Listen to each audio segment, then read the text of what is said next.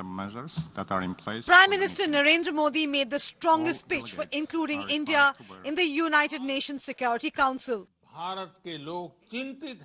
In a virtual address at the 75th session of the United Nations General Assembly, the PM asserted that it's high time for mega reforms within the UN.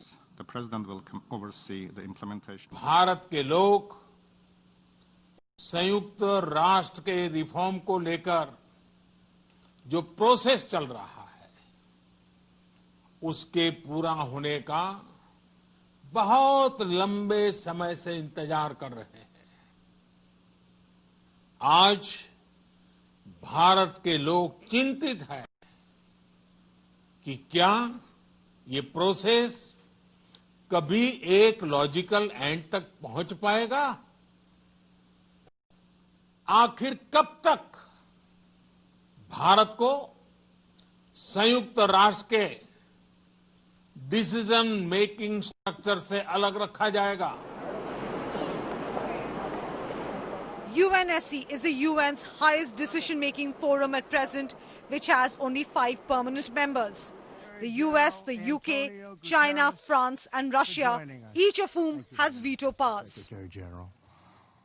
The Prime Minister also gladly shared India's stellar role in helping over 150 nations as the world battles COVID, one of the biggest crises facing humanity. Prime Minister said the vaccine being developed by India is set to enter the 3rd stage of clinical trials. Bharat की vaccine production और vaccine delivery क्षमता पूरी मानवता को इस संकट से बाहर निकालने के लिए काम आएगी। I'm honored. Despite Pak Prime Minister Imran Khan's rabble-rousing speech attacking India on Friday, Prime Minister Modi refused to give the neighbouring nation any credence but highlighted the dangers posed by terrorism.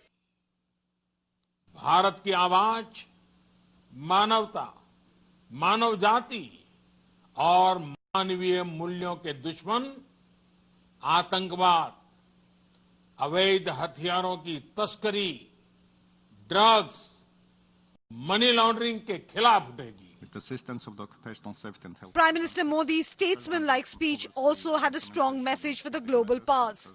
India must get its rightful place in the world body.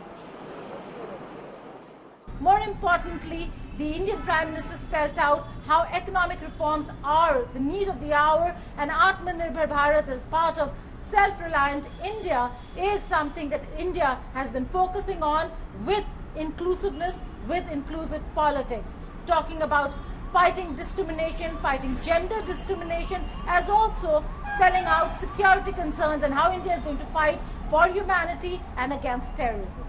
In New Delhi, Geeta Mohan for India Today.